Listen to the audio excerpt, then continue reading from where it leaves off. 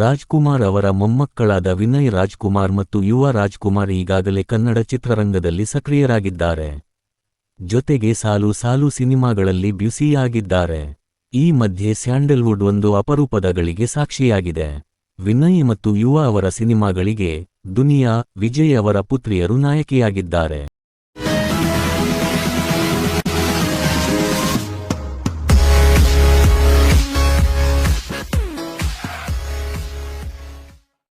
ನಮಸ್ಕಾರ ವೀಕ್ಷಕರೇ, welcome to my channel. ನೀವೇನಾದ್ರೂ ಫಸ್ಟ್ ಟೈಮ್ ನಮ್ಮ ಚಾನೆಲ್ ನೋಡ್ತಾ ಇದ್ರೆ ಕೆಳಗೆ ಕಾಣುವ ಸಬ್ಸ್ಕ್ರೈಬ್ ಬಟನ್ ಮೇಲೆ ಕ್ಲಿಕ್ ಮಾಡಿ ಹಾಗೂ ಸಬ್ಸ್ಕ್ರೈಬ್ ಆಗಿ.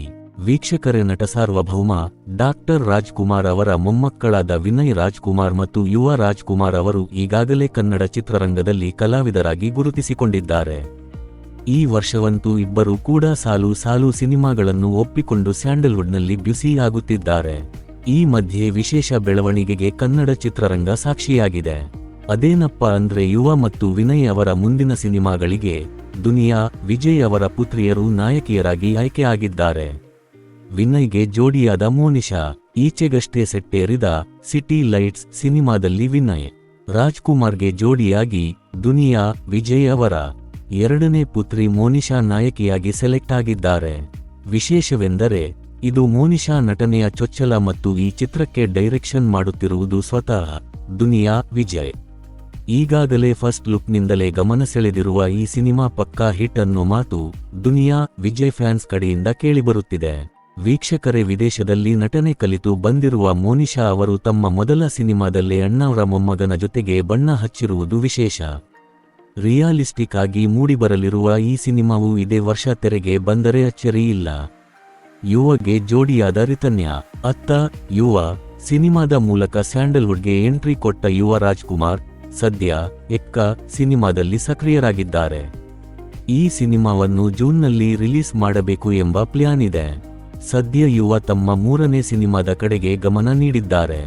ಈ ಚಿತ್ರವನ್ನು ದುನಿಯಾ ಸೂರಿ ನಿರ್ದೇಶನ ಮಾಡಲಿದ್ದಾರೆ.